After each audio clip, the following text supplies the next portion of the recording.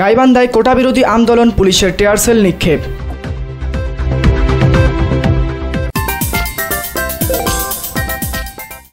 আসসালামু আলাইকুম। এমকে টেলিভিশনের পক্ষ থেকে সবাইকে আন্তরিক শুভেচ্ছা জানাচ্ছি। আমি ইফতেখার। শুরুতেই শুনলেন সংবাদ শিরোনাম, এখন বিস্তারিত।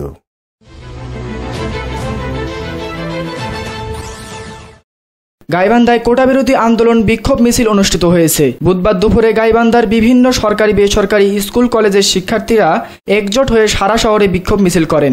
এরপর শহরের ট্রাফিক মোড় 2 ঘন্টা অবরোধ করে রাখে।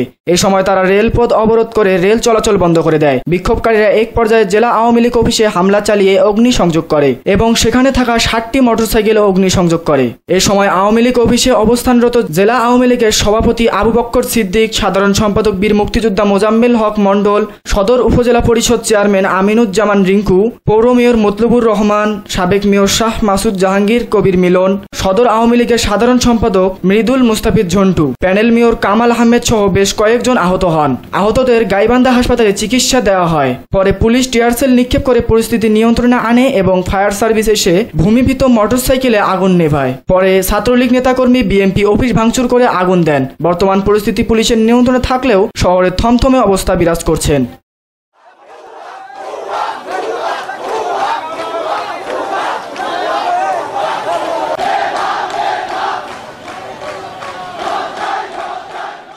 Nahid Hasan, news desk, MK television.